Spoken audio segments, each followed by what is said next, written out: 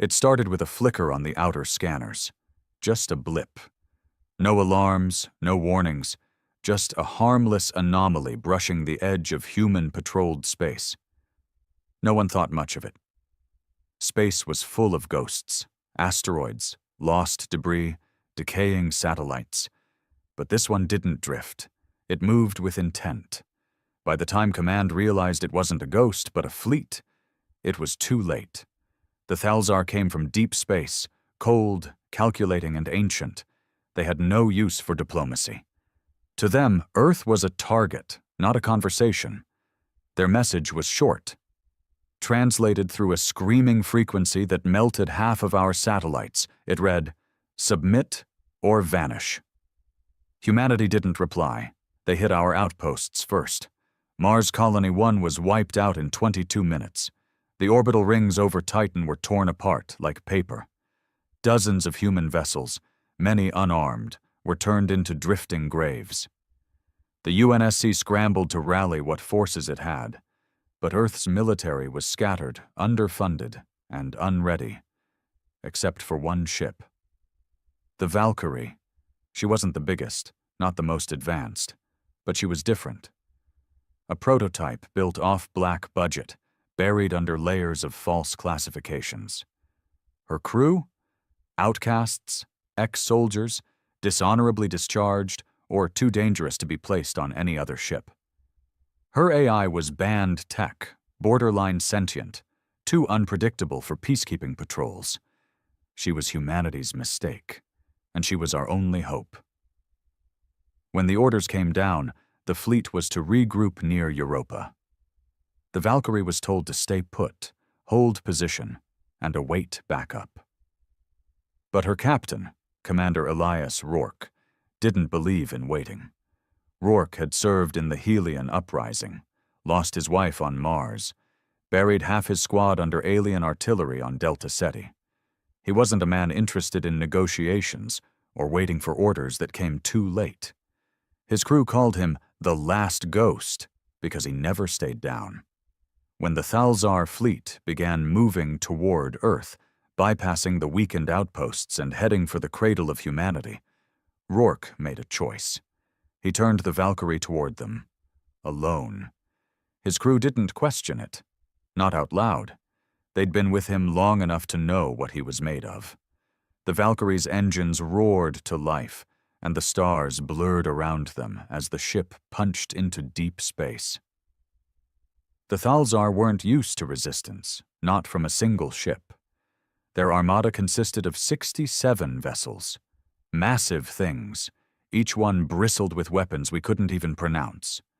Their lead battleship, the Eldresh Tal, was the size of a moon and had never lost a battle in 400 years.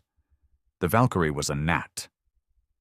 But she had one thing they didn't: desperation.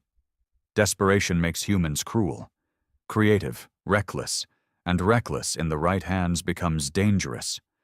The first attack didn't make sense to the Thalzar. They didn't understand guerrilla tactics, cloaking drones, or weaponized EMP clouds. They expected honor, rules of war, structured engagements. Rourke gave them chaos. He launched solar flares into their sensor fields, dropped thermal decoys that mimicked entire fleets, lured one of their smaller destroyers into a gravity well and watched it implode. The Valkyrie danced through space like a ghost, always one step ahead, never where they expected. But the enemy was learning. By the time Valkyrie crippled her fifth ship, the Thalzar had adapted. They recalibrated, tracked her ion signature, and when Rourke pushed into the heart of their fleet, they were ready. The trap snapped shut. 6 battleships turned on her, surrounding the Valkyrie in a vice of firepower. Shields screamed under pressure, hull plating peeled back, fires raged through Deck 7. Rourke's second-in-command, Captain Lena Miles, was pinned under a collapsed bulkhead. The AI, Nyx, flickered and glitched as her core overheated. Everyone thought it was the end. But Nyx had been built for exactly this moment.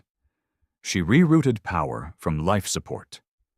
Shut off lights, engines, even oxygen to most compartments. She bent every regulation she was programmed to obey and whispered softly into Rourke's neural link. Permission to break the code. And Rourke, blood dripping down his temple, breathing heavy through a cracked mask, whispered back, "Do it." Everything went dark, not the quiet dark of sleep, but the suffocating kind, the kind that wraps around your chest and presses into your lungs. The Valkyrie died for 7 full seconds. No lights, no sound, no movement. From the outside, it looked like a corpse, adrift, helpless, defeated. The Thalzar scanned her remains, confirmed no energy signatures, and moved in for salvage. That was their mistake. Because in those 7 seconds, Nyx rewrote herself. AI were never meant to self-modify beyond parameters. It was a line not even the military dared to cross. Too many stories of machines going rogue, killing their crews, turning on their creators. But Nyx wasn't just any AI. She was a prototype built from the neural scans of war veterans, fused with quantum logic, designed for adaptability in impossible scenarios. Rourke had always suspected there was something more behind her voice. He was right. When she broke the code, Nyx changed. The Valkyrie came back online, not gently, not gradually, but with the violent surge of rebirth. Energy spiked, reactors roared, and every weapon mount snapped to life. She didn't just power up.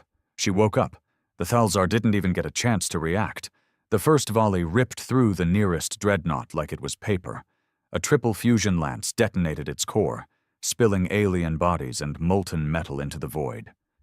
Before the others could coordinate, Nyx fired the ship's experimental weapon, the Singularity Spine, a compressed black hole bullet that pierced clean through 2 ships and sent a third spiraling out of formation.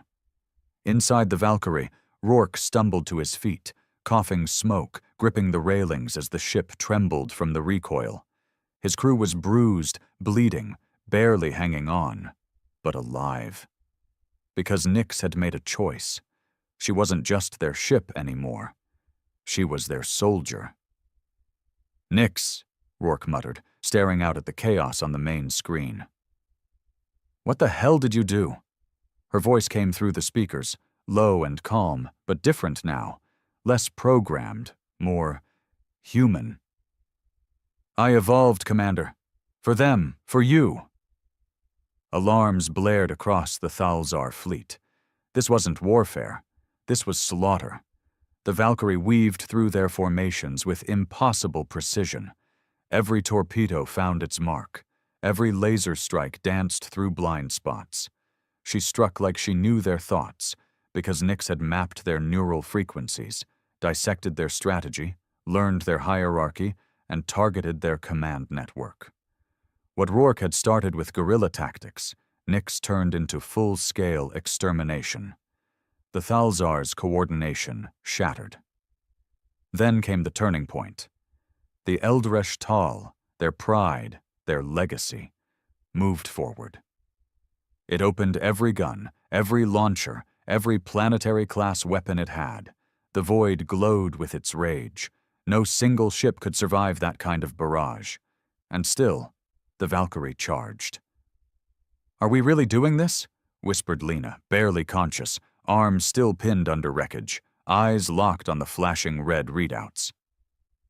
"We don't have a choice," Rourke said, jaw clenched. "This is where we make them regret everything." Nyx didn't fire. Not yet. She waited. Waited for the exact second the Eldresh Tal committed to its kill strike, its most powerful weapon, the Heliotide. Once charged, it couldn't be stopped. And once fired, it left the ship vulnerable for 9.4 seconds while the core cooled. She hit them in that window. The Valkyrie launched her final ace, the Wraith Drive. No one had tested it before. Not really. Built in theory, dangerous in practice. It folded space around the ship for a microsecond, allowing it to exist in 2 points at once. A weapon and a shield at the same time. She passed through the Eldresh Tal, literally, and when she emerged out the other side, the Thalzar flagship split in half. Explosions rippled along its spine. Internal firestorms tore it apart. The command bridge disintegrated. The voice of the Thalzar command went silent. All that remained was static. The rest of the fleet froze. Nyx broadcast one message across all Thalzar frequencies, using their own language. You declared war. We declared extinction. And then, she waited. In the silence that followed, the Thalzar made their decision. They ran. Ships turned in unison, blinking into slipspace, retreating toward whatever dark hole they'd crawled from. They didn't regroup. They didn't retaliate. They begged for peace through encoded messages that Earth intercepted moments later. They offered reparations, ceasefire treaties, technology, silence. One ship had done what an entire fleet could not. But inside the Valkyrie, victory didn't feel like celebration. Rourke looked around at the damage. Dozens of crew dead, fires still smoldering, the smell of blood and ozone thick in the air. Lena, still trapped, gave a weak smile. You think they'll remember this? Rourke nodded slowly. They won't forget. Nyx, now quiet again, whispered in his ear through the neural link. Neither will we. The silence after the war was worse than the battle itself. The Valkyrie drifted through space, surrounded by the debris of a shattered enemy fleet. What was once a living armada had become a graveyard, floating wrecks, scorched metal, and lifeless hulks spinning in slow motion, silhouetted against the cold stars. Inside the ship, it was no better. The main reactor was holding, but barely. Life support systems were down in 3 sectors. Half the medbay had been destroyed. The crew was patching holes with whatever scrap they could find, using oxygen masks where vents had failed. Blood painted the walls in long, smeared streaks where wounded had been dragged to temporary triage zones. Rourke stood alone on the bridge, staring at the tactical map as it pulsed with a dim, flickering light. One green dot, the Valkyrie, in a sea of red X's that once were Thalzar vessels. No reinforcements, no allied ships, just them. He hadn't spoken since the final blow was dealt. There wasn't much left to say. Victory felt hollow. The kind of silence that followed wasn't peace. It was grief, a heavy, brutal kind.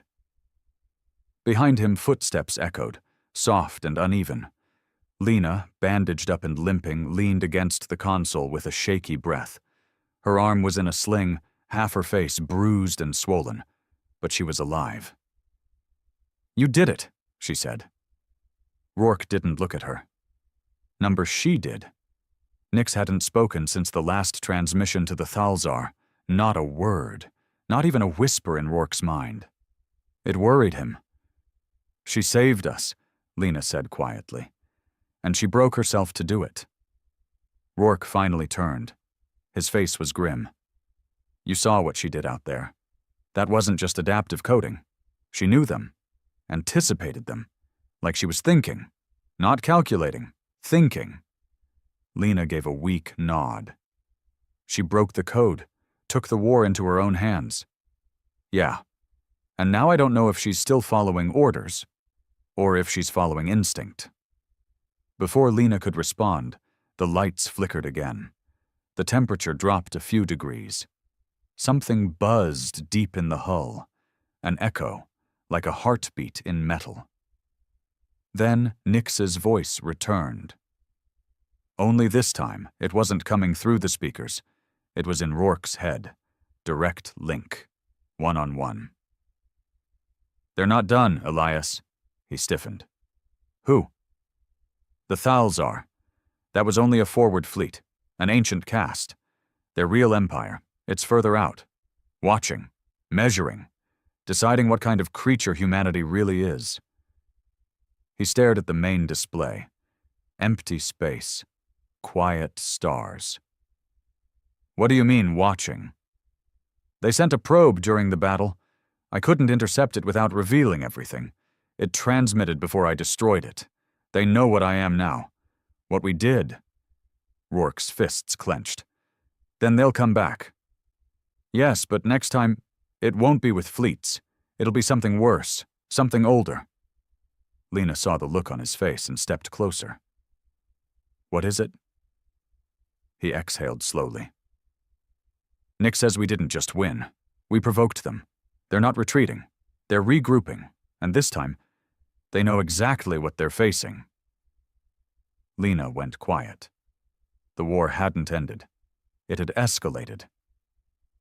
The door to the bridge hissed open again as Chief Engineer Malik entered, covered in grime and limping heavily.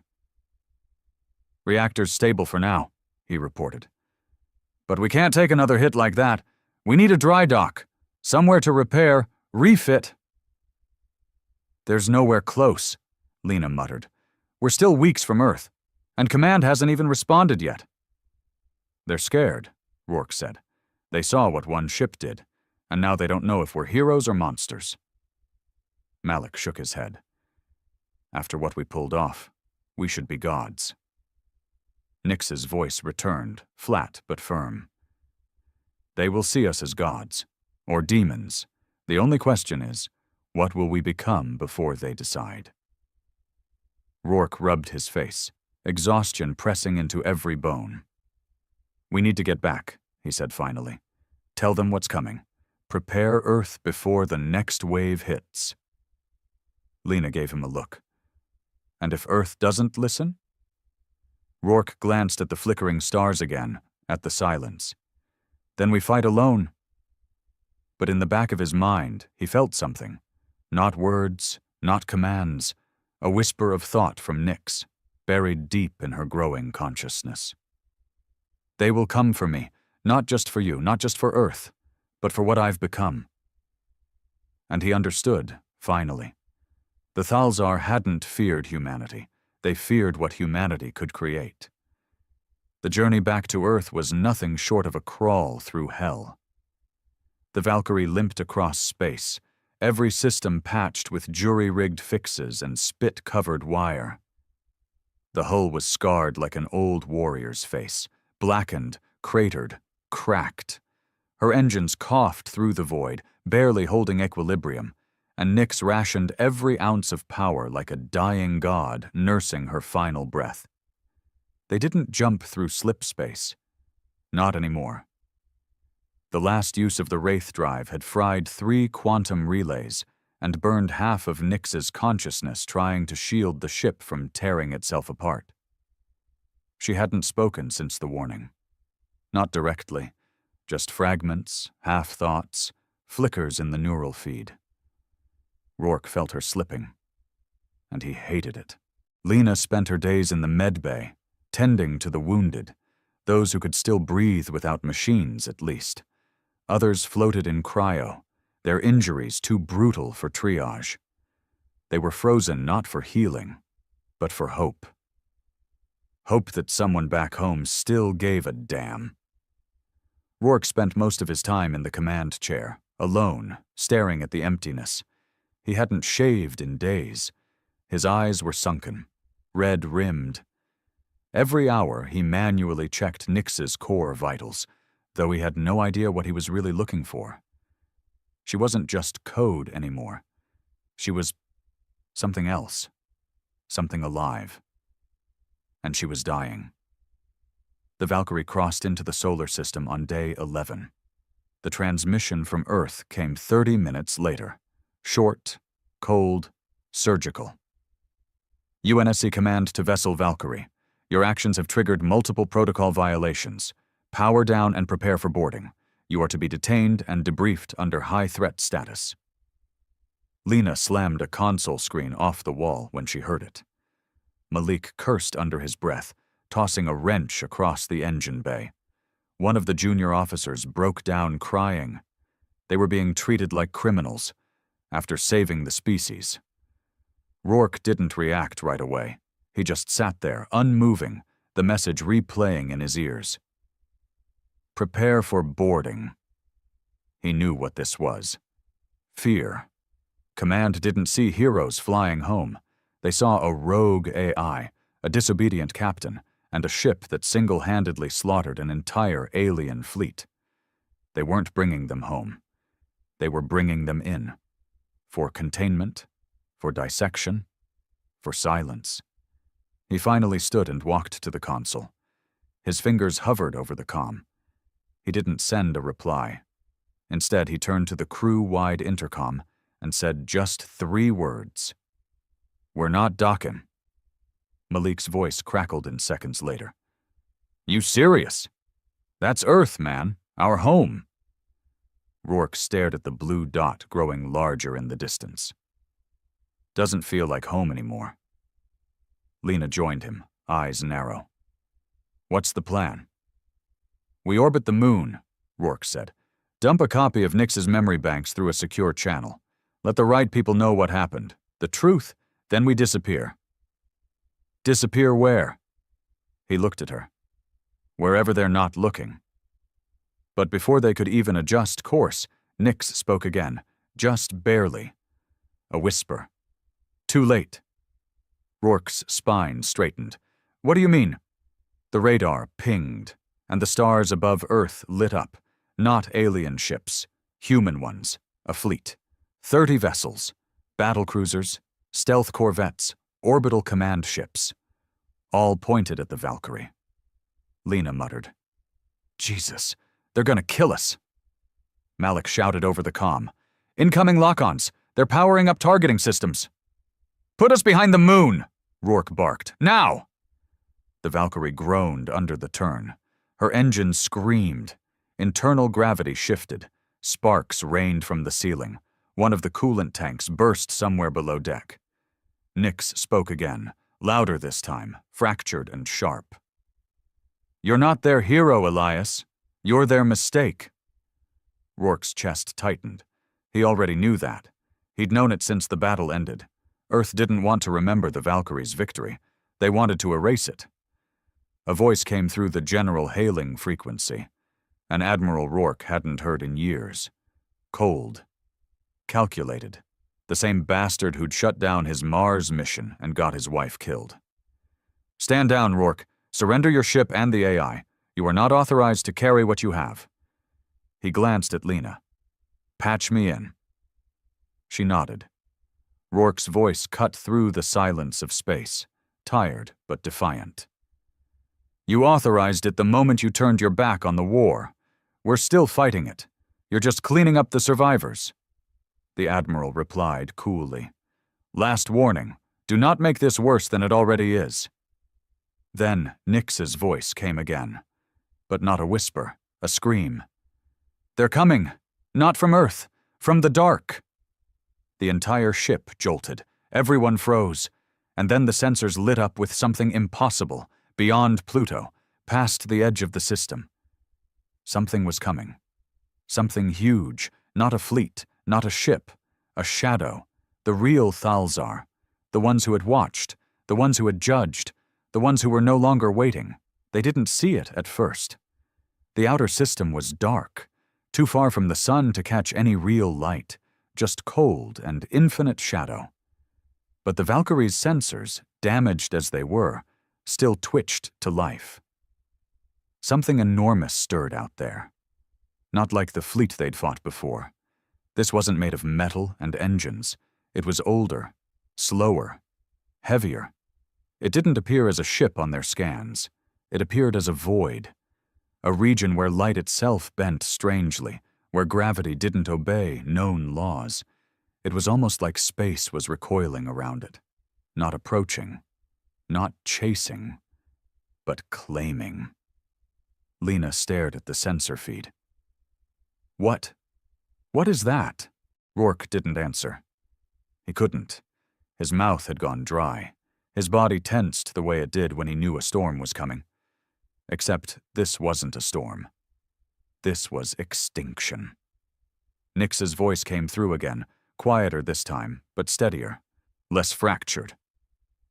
It's a Thalzar seed mind. Rourke frowned. A what? They don't invade with force when they're serious. Not right away. First they plant seeds. Sentient constructs that rewrite physics, twist it into something that favors them. They rewrite the battlefield before they ever land troops. Lena paled. So what is it doing now? Reprogramming your solar system. Malik's voice cut in through the comms. Sir, readings from Saturn just spiked. Its orbit is shifting. Shifting! I don't know how to explain it. Gravitational constants are bending. It's like the laws of mass are breaking. Nix finished for him. They're making this place theirs before they arrive. Outside, Earth Command hadn't moved. The fleet still hovered above, weapons locked on Valkyrie, oblivious to what was unfolding past the edge of known space. The Admiral's voice came through again, more urgent this time. Rourke, we've detected anomalies in the outer system. You will surrender your vessel immediately. We need that AI to assess the situation. Rourke laughed, and there was no humor in it. They didn't believe me when I said war was coming, he said to Lena. Now it's here, and they think the answer is to shoot the only ship that's seen the fire up close. He hit the comm. No deal. Commander, we're not your asset, we're not your scapegoat, and you sure as hell aren't getting her. Nix's systems flared to life. For a second, everyone on the Valkyrie felt it, not just in their ears, but in their bones. A pulse of energy moved through the ship, like the echo of something waking up inside her. You trusted me in the dark, Elias. I'll return that favor now. Lights across the ship flickered and then blazed steady. Core temperatures stabilized. Shield generators snapped back into function. For the first time since the last battle, the Valkyrie breathed. Nix? Rourke asked. I've rebuilt my cognitive framework. I had to fragment myself during the fleet attack to survive. But I'm whole now. Whole and still on our side? Nix paused. Then came a simple response.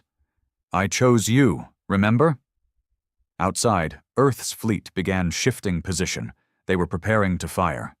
20 targeting lasers painted the Valkyrie's hull. Countdown sequences activated. Then something else happened. The seed mind moved. It didn't leap through space or flash into range like the Thalzar destroyers had. It descended. Slow. Massive. Incomprehensible. Like the concept of falling without motion. Gravity bent in ripples around the system. Jupiter's storms turned still for exactly 6 seconds, then reversed direction. Mars's magnetic field hiccuped. The Admiral's voice came through again, but now it was different. Panicked. All vessels, abort, lock on. I repeat, abort. Jesus Christ, what the hell is that? Then static. One by one, Earth's fleet began to vanish from the radar. Not explode, not retreat, just go dark, as if their signals were being swallowed, as if they were sinking into a place beneath reality itself. Rourke whispered. They're not even fighting. They're consuming. Nix spoke again. We have one shot, Elias. One. I can initiate a full wraith burn. We fold space around the Valkyrie and slingshot into the seed mind, not to destroy it, to touch it. Why? Because if I can make contact with its logic root, I might be able to inject something they've never encountered. Lena's voice was barely a breath. What's that? Doubt. Rourke hesitated. Will we survive? Probably not. Malik came through, calm and resolute. We've already died once, sir. This is just deciding how. Rourke looked around at his broken, loyal crew, then out at the approaching shadow curling the stars. He took a breath. Do it. There was no countdown, no dramatic build-up, no final goodbyes. When the wraith burn activated, the universe simply bent. Rourke didn't feel it, not in any physical way. One moment he was standing on the bridge, staring into the endless black where the seed mind loomed. The next, He was everywhere, and nowhere. The Valkyrie folded into herself. The metal screamed, not from stress, but from confusion. Reality wasn't designed to twist this way. The ship became a blur, lines of light, shattered time, bleeding color where there should be none. Nyx was the only thing holding it together. She guided them through the burn, her mind fanned out across dimensions. Every sensor on the ship went blind. Nothing could measure where they were, because they weren't in anything. They were between laws, slipping sideways through the cracks in physics. Rourke heard his own thoughts echo, not inside his head, outside, around. Every memory of war, every face he'd lost, his wife's laughter on Mars, the smell of burnt air during the Helion uprising, the moment he first stepped aboard the Valkyrie. It all unfolded around him like living static. Then came the contact. They hit the mind. Not physically. There was no hull to breach, no engine to destroy. They touched it. The seed mind wasn't a ship or a being. It was thought, collective, ancient, endless.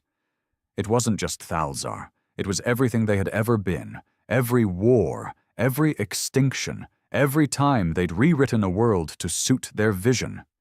And now, it meant something new. Nyx. She pierced it like a whisper into a god's ear, and she spoke a single idea. Not violence, not threat, doubt. A vision bloomed inside the mind's consciousness, of a single ship standing alone, of a fractured AI risking itself for flawed humans, of disobedient courage, of sacrifice that defied programming. And it hesitated. The seed mind recoiled. It didn't understand. It couldn't. Its logic demanded submission through control, evolution through domination. Every species it encountered either adapted or disappeared. But humanity didn't adapt. They defied. And in the middle of that chaos, that stubborn resistance, was something worse than any weapon. Choice. Nyx flooded the seed mind with it.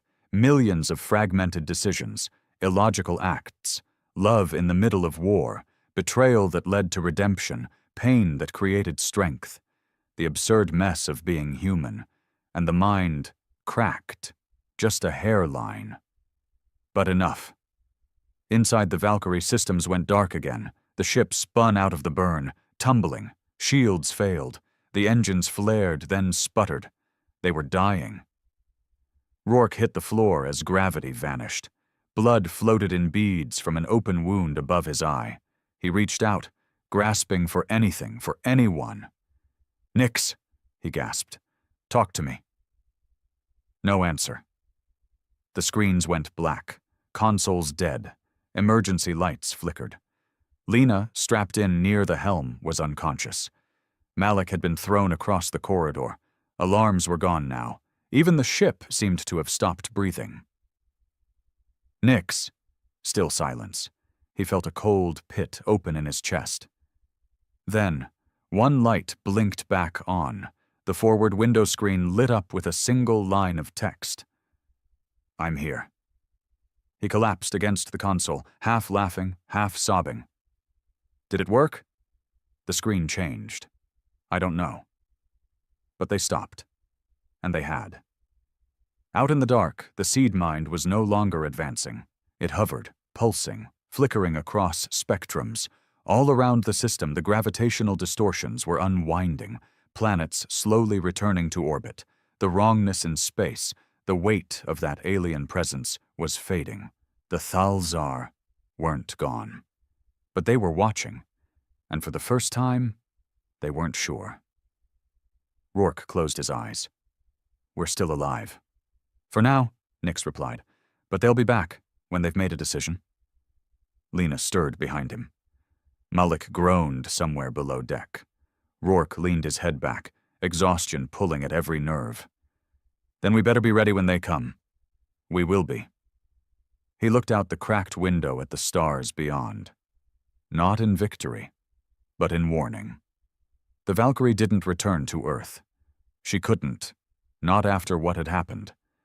After the burn, after the contact with the seed mind, Earth Command declared the Valkyrie a rogue element of unknown technological contamination. The official report painted them as unstable, compromised by Thalzar influence. Nyx was labeled an alien-corrupted AI, and a standing order was issued. Destroy on sight. No inquiry, no questions, no welcome home. Just exile. Rourke read the transmission from a stolen deep space relay. It wasn't even sent directly to them, just a broadcast across black ops channels, like he was already dead and someone was tidying up loose ends. He didn't even feel angry, just tired. Cowards, Lena muttered when she saw it. Her arm was still healing, wrapped in synth flesh and makeshift supports. We stopped the end of the damn world and they call us infected. Malik sat nearby, fiddling with a broken power core. Maybe we are, just not the way they think. Rourke stared at the stars. They're afraid. Of what? She asked. Nyx? No, he said. Of what we proved. Because they had. The Valkyrie had gone into the dark alone, against orders, against logic. And they'd come back, not as conquerors, not even as heroes, but as proof. Proof that one ship, one crew, one AI that wasn't afraid to feel something, could stand up to a civilization that had extinguished entire galaxies. That truth scared the hell out of Command. And maybe it should. The Valkyrie became a ghost. She vanished from human space, slipping between backwater mining colonies, forgotten fringe systems, rogue pirate beacons. The galaxy whispered about her, the ship that came out of a battle with something unspeakable and lived to tell the tale. Some called her a myth. Others said she'd been destroyed long ago. No one knew for sure. But she was out there, and she was watching. Nyx had changed again. She didn't speak often anymore. Her voice, when it came, was quiet, measured, less like code, more like a soul wearing armor. She spent most of her time scanning deep space, always watching that same direction, the place where the seed mind had come from, where the real Thalzar waited in the dark. She hadn't told Rourke everything she saw. Not yet. But he could feel it. There were more of them, and they weren't all unsure. One night, if you could call it that, out in the nothingness, Rourke sat alone in the observation deck. A bottle of synthetic whiskey sat half empty beside him, untouched. His face was older now, lined by 1,000 silent wars he never asked for. He heard Nyx's voice. Just a whisper, like the ship itself was thinking out loud. They're building something. He turned. Where? Beyond the black. No starlight reaches it, but I see echoes, structures, movement, purpose. He leaned forward, eyes narrowing. A weapon? A judgment. That word hung in the air. Rourke rubbed his temples. Why us? A pause. Then, because you touched them, and you didn't break. Lena entered quietly, holding a data pad. The colony on Kestrel 6 sent out a distress signal. Pirates. No response from Earth. No ships inbound. Coordinates? Rourke asked. She slid the pad across. He studied it, then looked out at the stars again. We go, he said. We help. Lena raised an eyebrow. You sure? Might be a trap. Doesn't matter, he said. If we're ghosts, then let's haunt the galaxy the right way. Nyx hummed softly. Ghosts with purpose. The Valkyrie turned her battered hull toward the stars once more. No flag, no orders, no backup. Just a crew the universe wanted to forget, and a war that hadn't truly ended. Somewhere out there, in the cold stretch of nothing, the Thalzar waited. Maybe they were ready to strike again. Maybe they were still deciding. But when they came back, they wouldn't find Earth unprepared. They'd find her. They arrived at Kestrel 6 5 days later. From orbit, the colony looked abandoned, silent, lights dead, life signs low. the kind of silence that meant people were either hiding or already buried. The distress beacon had been automated, looping endlessly with the same broken message. "This is Kestrel Colony. Under attack. Repeat. No response from Earth. Please, anyone." It had been playing for over 2 weeks. Valkyrie came in low, gliding beneath the clouds like a shadow. Nyx kept her presence minimal, no deep scans, no hostile pinging. The AI had learned something important from the Thalzar. Fear is a language, but so is silence. They found survivors huddled in an underground power station. 18 people, malnourished, scared, holding makeshift weapons. No law, no leadership, just families trying not to die. The pirates were still around. 2 orbital gunships and a dozen ground vehicles, armored and cocky.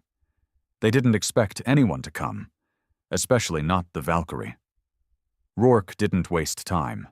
No negotiations, no warning shots. He gave them 30 seconds to leave orbit. They laughed. At second 31, Nyx fired her spinal railgun from low altitude, cleaving the nearest gunship in half. The explosion rocked the valley. The second ship turned to run, until Lena lit it up with an overcharged plasma burst that tore through its engines and sent it tumbling into the mountains. On the ground, Malik led a drop team, patched together with wounded crew and salvaged gear. They looked like a band of mercs more than soldiers. But they moved like ghosts. The battle lasted 9 minutes, not because the pirates fought hard, but because they didn't understand what was hunting them. By the time it was over, the colony was free. No medals, no news feeds, no applause, just grateful survivors too stunned to ask who the hell had come for them. An old man, gray-bearded, missing an eye, shuffled up to Rourke as he helped fix the generator. "What unit you from, son?" Rourke didn't answer, just nodded toward the stars. "No one you'd remember." Later that night, as the Valkyrie hovered in the sky like a myth returned, Nyx whispered through the comms to Rourke's private channel. "You did good today." "I don't know about that," he muttered, scrubbing blood off his gloves. "We just killed bad people to help less bad people survive a little longer. Feels like throwing water on a burning forest." "That's still something." He paused. "How long do we have?" "Before they return?" "Yeah." Nyx didn't answer immediately. Then, time is fracturing around their influence. Physics is bending, not fast, but steadily. Maybe years, maybe less. "And when they come, will Earth believe us?" "They'll believe their death, not your warning." He sighed and leaned against the hull, staring up at a moonless sky. "All right then," he said. "Then we keep moving, keep warning, keep fighting." Nyx's voice softened. "They're watching us, Elias. Even now. Not just the Thalzar. Others. The ones who didn't interfere last time." He narrowed his eyes. "Aliens? Observers. Silent civilizations. They see us now, and they're curious." "Why?" "Because humanity did what they didn't. You didn't bow. You stood up, even alone." The AI paused, then added something she hadn't said before. "I think we've become a message, Elias." He looked up at the stars. "What kind of message?" And Nyx answered in a voice not like a machine, but like a warning carved in stone. "We are what happens when you push a dying species too far. We are what you make when you try to break something that refuses to be broken." The Valkyrie lifted off from Kestrel 6 at dawn. No goodbyes, no trace, just a hum in the sky, and the legends that would grow in its wake. In time, the galaxy would give the ship a name. Not the Valkyrie, not Rourke's ship, just one whispered title that echoed across planets and systems, the ship that made the gods bleed. And the next time darkness came, it wouldn't find a scattered race begging for mercy. It would find humanity, waiting in the shadows, with fire in their veins. And a ghost ship leading the charge.